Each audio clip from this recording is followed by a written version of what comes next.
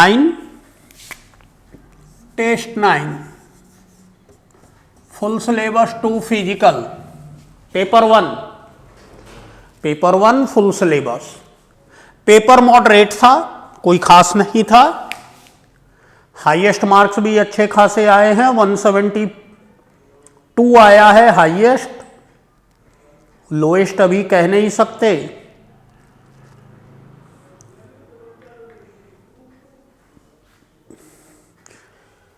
क्योंकि अभी काफ़ी बच्चे ये टेस्ट नहीं दिए हैं। सॉल्यूशन प्रोवाइडेड है, लॉजिकल क्वेश्चन काफ़ी था जिसमें कि लिखने का काम ज़्यादा था, न्यूमेरिकल कम थे, जैसा कि 7th में उल्टा था। First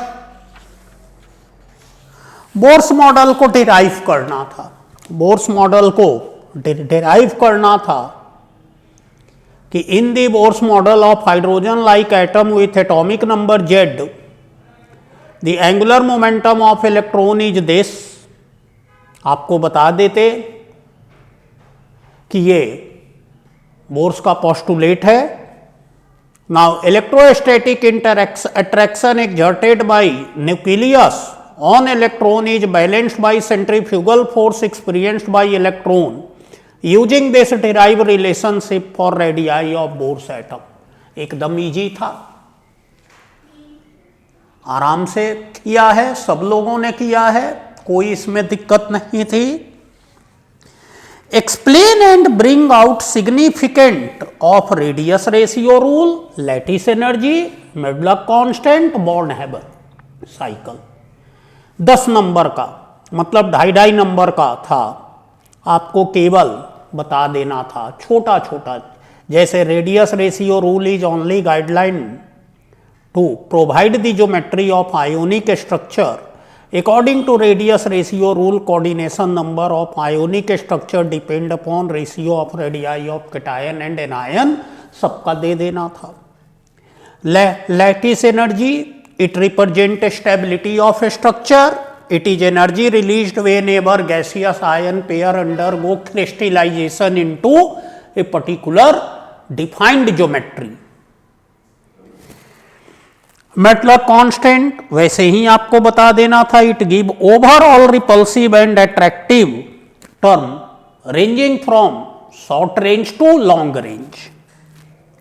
मेटलर constant, if all factors are equal then Medlar constant decide the lattice energy, higher the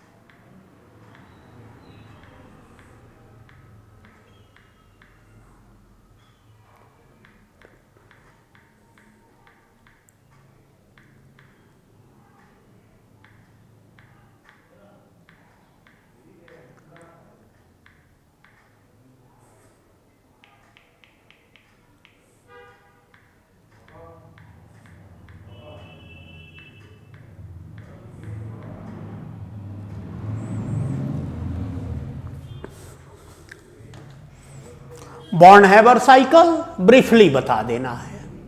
it give significance, सबका बताना जरूरी है। सिग्निफिकेंस बॉर्न-हैबर साइकिल का क्या है? सिग्निफिकेंस है it is utilised to determine the experimental value of lattice energy. ये simple numerical था, डेल्टा जी मिक्सिंग आपको निकालना था, डेल्टा एच मिक्सिंग निकालना था। Delta H mixing will be 0 because both gases are ideal and for ideal mixing delta H is equal to 0. Total Gibbs energy of free two gases. So in pure state Gibbs free energy is equal to partial molar property. जो इनका partial molar property होगा वही होगा individually.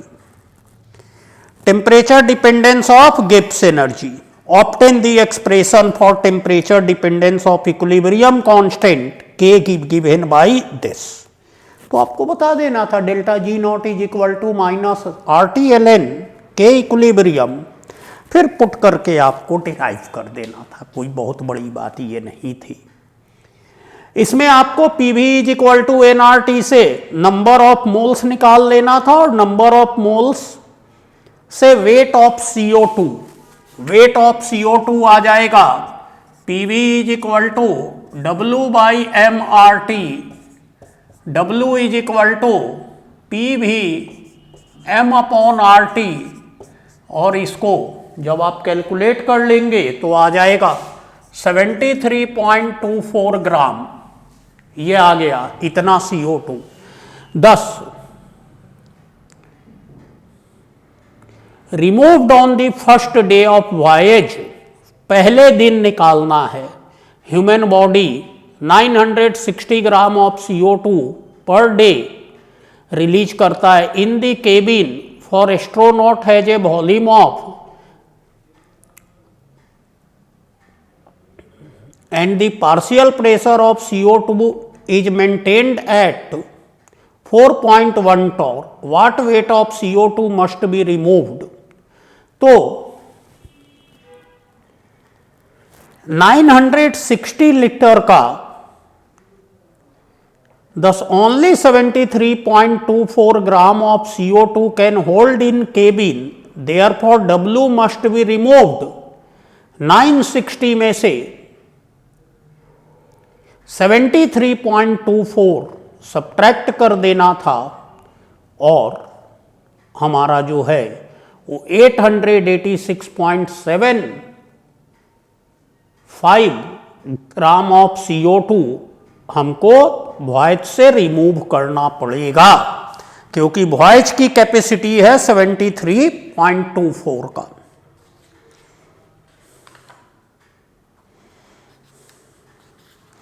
Determine most probable distance for electron in the state and also position of node।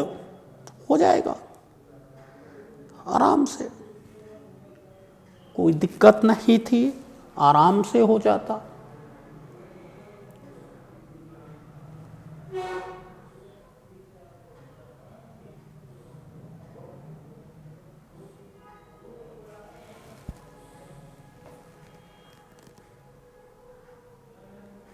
One NM का दोनों ही question easy थे, बस wave function की वेन है, वेव फंक्शन की वेन है तो वेव फंक्शन को 4πr² से मल्टीप्लाई करके डेरिवेटिव ले लेना था। डेरिवेटिव लेने के बाद उसको 0 से इक्वेट कर देना था। P probability function is equal to 4πr² psi square, फिर dp/dr ले लेना था साई पुट करके, dp/dr को 0 से इक्वेट कर देना था, तो हमारा जो है मैक्सिमा का वैल्यू जो है वो आ जाएगा 0 A0, फिर 3 प्लस माइनस √2A0 √5A0, ये आ जाता, ये रिजेक्टेड, ये एक्सेप्टेड और 3 प्लस √5A0 इज एक्सेप्टेड, क्योंकि 3 माइनस √5A0 A0 से कम हो जाता है तो उसको तो हम एक्सेप्ट कर नहीं सकते। तो ये हमारे ख्याल से एक बार सोल्यूशन में देख लीजिएगा, इसको करेक्ट कर लीजिएगा। हमारे ख्याल से ये 4p का सोल्यूशन में डिराइव हो गया है जो कि 4A0 है, तो उसको एक बार करेक्ट कर लीजिएगा। नोड के लिए बस फंक्शन को 0 से इक्वेट कर देना था, r is equal to 2A0 is node, और ये particle in one dimensional box का ट्रांजिशन निकालना था, लोएस्ट एनर्जी ट्रांजिशन 1 से 2। ऑर्थोगोनलिटी प्रूफ करना था particle in one dimensional box के लिए, तो दो वेव फंक्शन ले लीजिए, psi n under root 2 by a sine n pi by a l a x, और साई एम ले लीजिए root 2 a sine m pi by a x. बस दोनों को मल्टीप्लाई करके psi n psi m must be equal to 0। ये आपको integral proof कर देना था क्रोनेकर डेल्टा। क्रोनेकर डेल्टा के बारे में, for orthogonality Kronecker delta must be 0।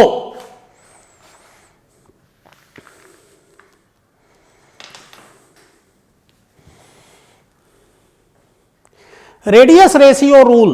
Radius ratio of two type of ion is determining factor for ultimate crystal structure. Elaborate the statement by taking NaCl, BeO, CHCl. बता देना था radius ratio rule का, statement दे देना था, बता देना था कि इतने इतने रेडियस रेशियो पे ये आता है, फिर इनका निकाल देना था कि 6 है। Coordination number 3 triangular structure,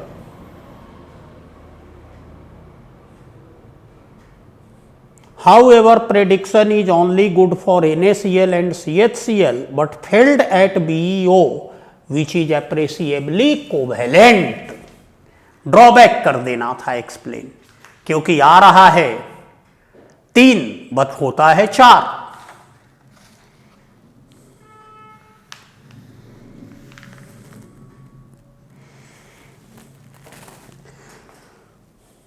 Steam of oxygen at 500 Kelvin exists from pinhole in oven and strike a slit that select the molecule traveling in a specific direction. Given that pressure outside oven is this, estimate maximum distance at which slit must be placed from the pinhole in order to produce collimated beam of oxygen.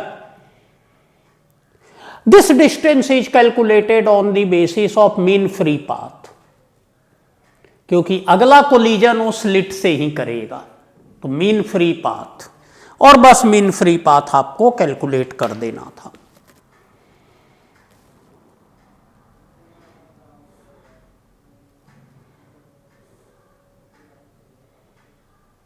ये तो easy था, दोनों ही part, एक Hess law पे, एक equilibrium constant पे। Delta G not is equal to minus R T L N K P, और एक हेस लॉ पे। ये आपको निकालना था delta G not. Second part भी इजी था, calculate ideal behaviour delta H not given है, यू कैलकुलेट करना था। तो delta H not is equal to delta U plus delta N G R T, और इसमें आपको रिएक्शन का डेल्टा जी नॉट गिवन है, डेल्टा जी कैलकुलेट करना था, रिएक्शन फ्री एनर्जी।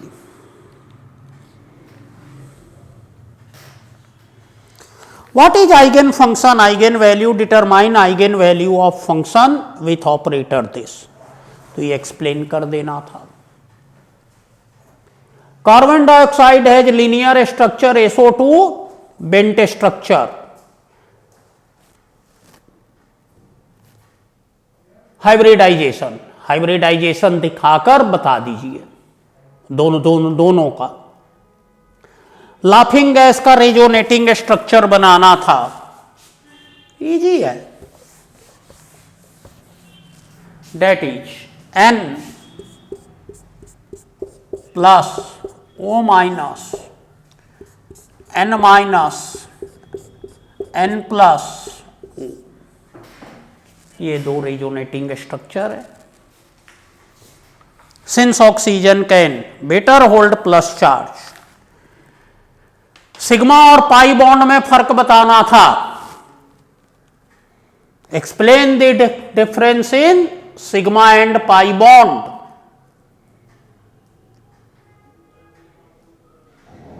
आराम से बता सकते हैं, sigma bond formed along the internuclear axis, pi bond form perpendicular to internuclear axis.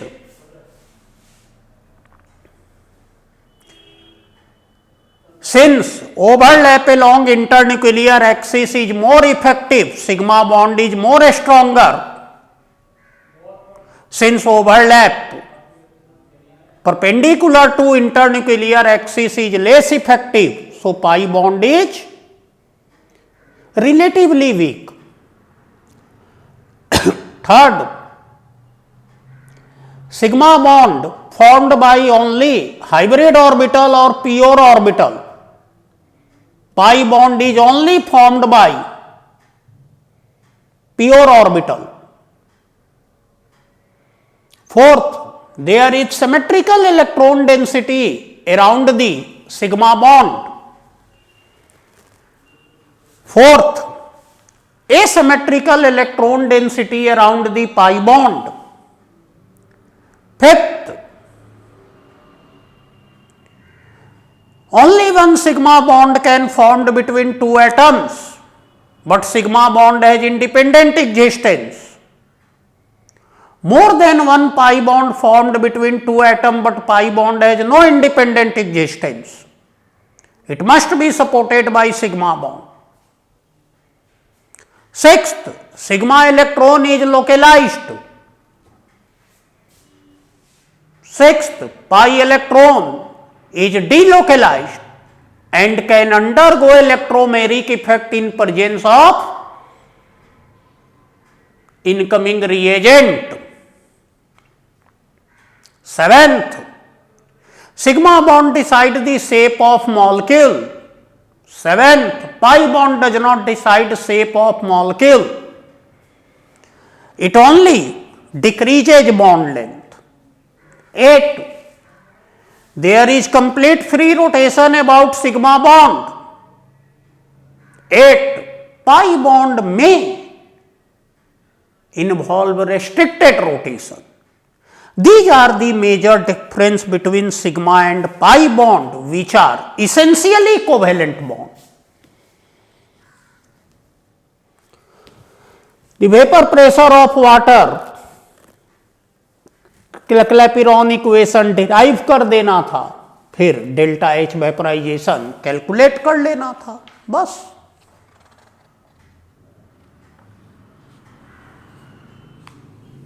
उसी का एप्लीकेशन है, उसी का एप्लीकेशन है।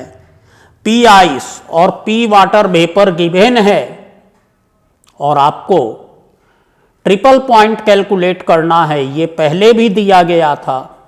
ट्रिपल पॉइंट का प्रेशर और टेम्परेचर दोनों कैलकुलेट करिएगा ट्रिपल पॉइंट में। फिर आपको डेल्टा एच सब्लिमेशन और डेल्टा एच वेपराइजेशन और डेल्टा एच फ्यूजन कैलकुलेट करना था। फ्यूजन जो है वो sublimation minus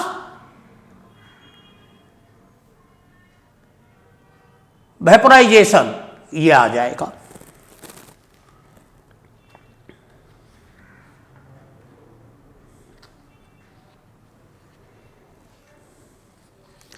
Arrhenius activation energy for frequency factor does not changes।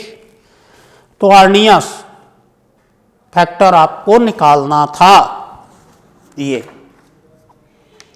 Rate constant 2 temperature पे गिवन था, Arrhenius एनर्जी निकालना था।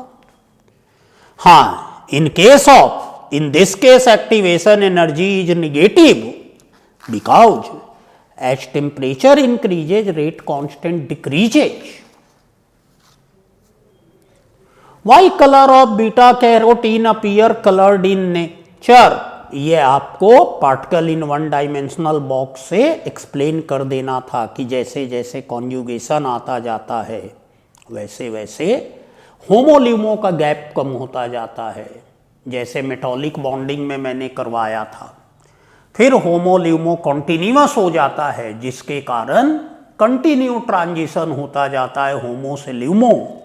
और अगर ये लिख दीजिए in terms of particle in one dimensional box, lambda is equal to N square 2n+1 into 272 nm, where n is number of pi bond in conjugation, n is greater than 1 से greater होता है। फिर एक आध दो put कर दीजिए, 2 3 4, पांचवा जब पुट करिएगा तो 480 Nm आ जाएगा। इसी से कहा जाता है कि 3 और 3 से ज़्यादा, ये 4 या 5 या 5 से ज़्यादा डबल बॉन्ड कॉन्जुगेशन में हो तो कंपाउंड कलर्ड हो जाता है। लाइकोपीन और कैरोटीन में 11 डबल बॉन्ड कॉन्जुगेशन में है। बॉन्ड Lande equation for lattice energy test 1 में भी दिया था, डिराइव करना है, यहां पे डिराइव करना है। Right BET equation for adsorption, लिख दीजिए BET equation based on multilayer adsorption, BET equation लिख दीजिए। हाउ वॉल्यूम इज कैलकुलेटेड, फिर उसको ट्रांसफॉर्म कर दीजिए, ट्रांसफॉर्म करके स्लोप और इंटरसेप्ट से मोनोलेयर कैलकुलेट हो जाएगा।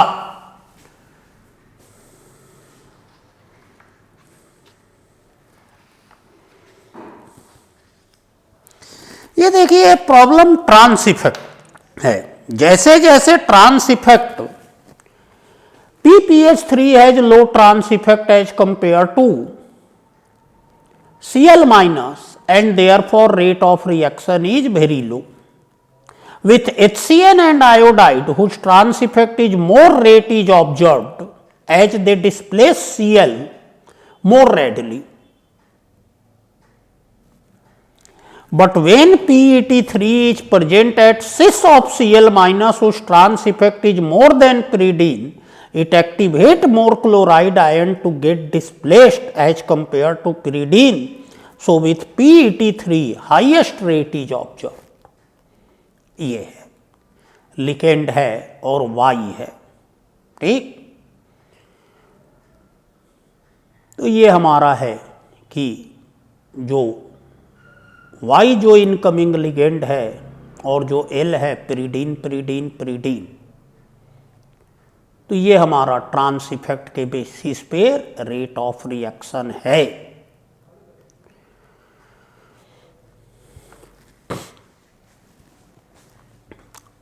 More intense transition, identify less intense band, तो क्या है जिसमें मल्टीप्लिसिटी चेंज हो रहा है वो स्पिन सिलेक्शन रूल को वायलेट कर रहा है और वो लेस इंटेंस बैंड होगा।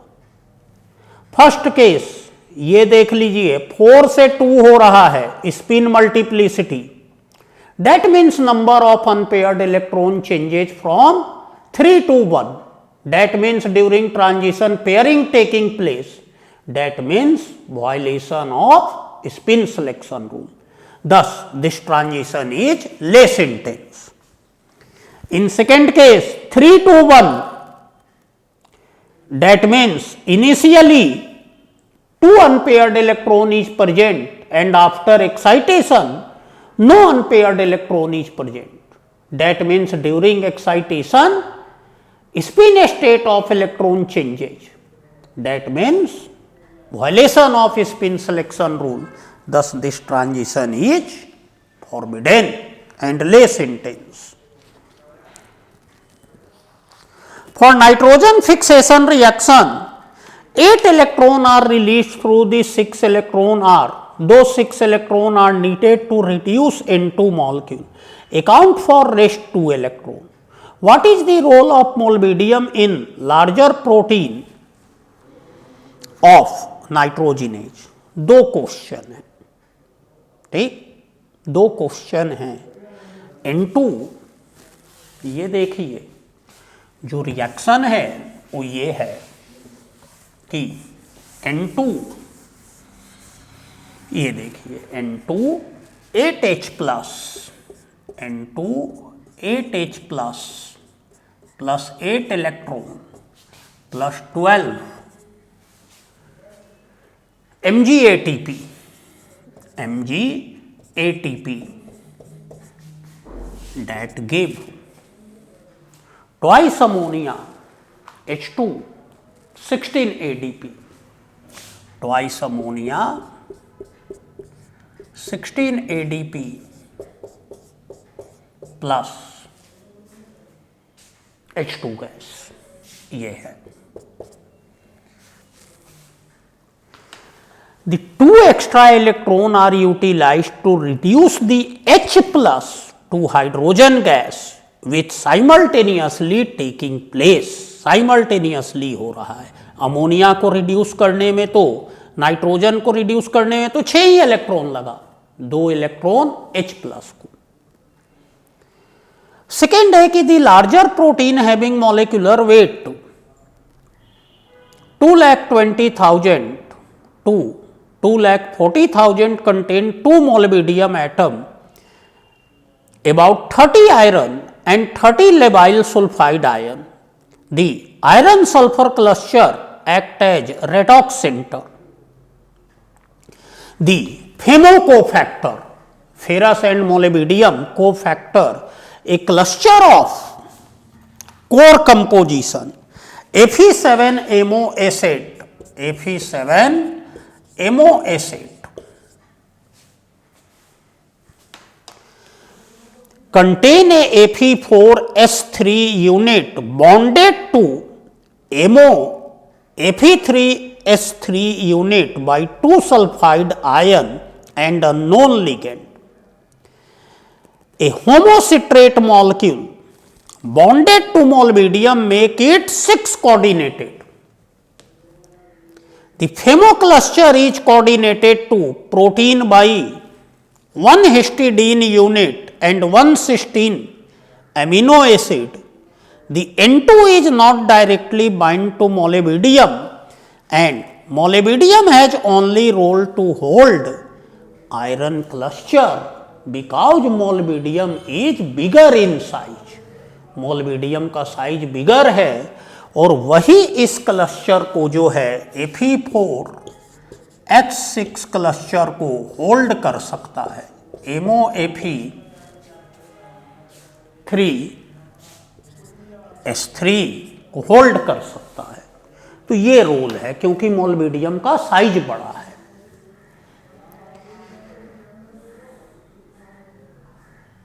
Faradic current in polarography appear due to electroactive substance. As concentration of electroactive substance changes, Faradic current also changes. Faradic current हम कहते हैं internal current, जो पोलैरोग्राफी में इलेक्ट्रोएक्टिव सब्सटेंस के कारण के डिफ्यूजन के कारण आ रहा है, ना कि ट्रांसपोर्ट के कारण। बस इसमें आपको वही बता देना था कि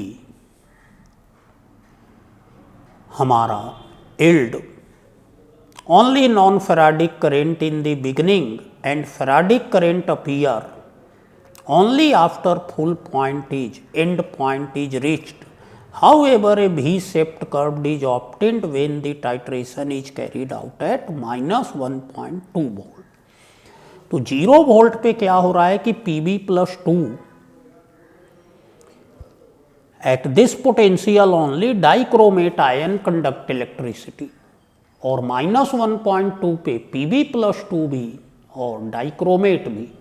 तो पहले केस में क्या हो रहा है, जब तक Pb+2 है फैराडिक करंट तो है नहीं, तो ऐसे चल रहा है। जब न्यूट्रलाइज होने के बाद एक्सेस ऑफ डाइक्रोमेट डालें तो faradaic current due to dichromate increase हुआ। जब 1.2 वोल्ट पे कर रहे हैं तो दोनों ही इलेक्ट्रिसिटी कंडक्ट कर रहा है। तो पहले फैराडिक करंट Pb+2 के कारण था। जब Pb+2 सॉल्यूशन से बाहर आने लगा क्रोमेट आयन बनकर, तो फैराडिक करंट कम हुआ, मिनिमा अचीव किया इक्विवेलेंस पे, और फिर फैराडिक करंट बढ़ना शुरू हुआ due to excess of dichromate ion. ये है इसमें। Calculate the quantum yield of photochemical reaction in which 4 heptanone on irradiation with 350 nm radiation with power output 50 watt for 90 seconds under condition of total absorption produces 2.8 millimole of ethane. बस तो क्या कर देना है इसमें, क्वांटम यील्ड को define कर देना है और फिर रिएक्शन जो है वो हेप्टेनोन का ये है, हेप्टेनोन का रिएक्शन ये है।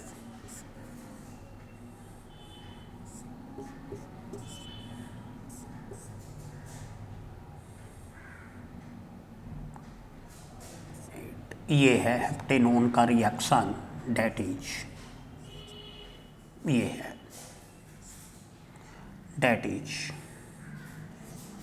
इथेन बना है 2 मोल्स प्लस CO, मतलब 1 मोल रिड्यूस होगा तो 1 मोल के फ्रेगमेंटेशन से 2 मोल बनेगा, मतलब 2.8 मिलीमोल अगर इथेन बना है तो 1.4 मिलीमोल ये डिकम्पोज हुआ है।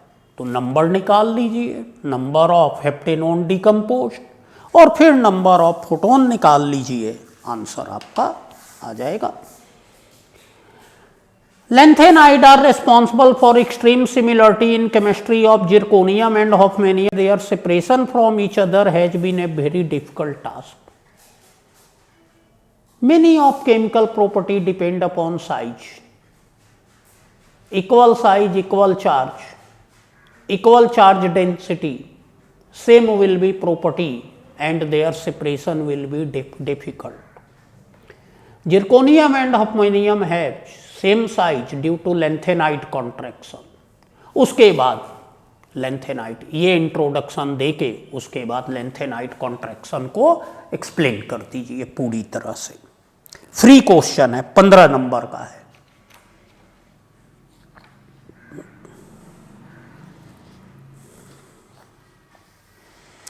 व्हाट इज रेजिडुअल और इंट्रॉपी बता दीजिए। Third law entropy, non zero entropy at 0 Kelvin temperature is residual entropy. It is given by SM is equal to RLNW where W is number of arrangement. फिर बता दीजिए C और NO में 2 तरह का अरेंजमेंट हो सकता है। Adsorption spectra of actinide element comprises very sharp line. Assign the region FF transition. Simple है। यहां पे बता दीजिए sharpness of band depend upon interaction with other anion और ligand. Since F orbital is deep seated inside, it has no interaction with outside anion and ligand, and therefore a sharp line is observed in spectra. फिर अपना बता दीजिए सब कुछ। तो introduction देना जरूरी है। ये तो स्टेडी स्टेट अप्रोक्सीमेशन से करना है, इजी है।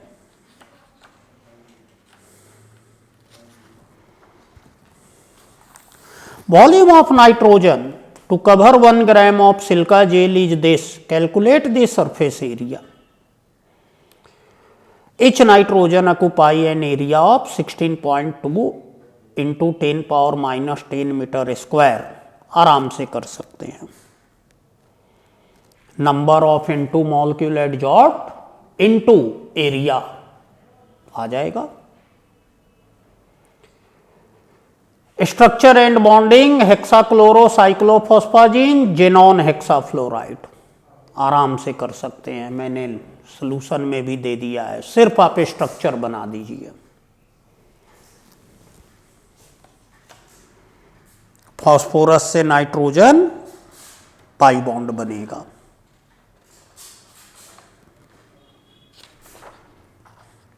IUPAC nomenclature tetraammine cupric 2, tetrabromoplatinate 2, bisethylene diamine, chloronitro, cobalt 3 chloride, sodium trioxalato aluminate 3, pentacarbonyl, monotrimethyl phosphine, उल्फॉर्म, octaammine, mu oxido mu amido, dicobalt 3 trinitrate, spin only magnetic moment, इसको VBT से कर दीजिए या CFT से कर दीजिए, नंबर ऑफ अनपेयर्ड इलेक्ट्रॉन निकाल कर। तो ये हमारा टोटल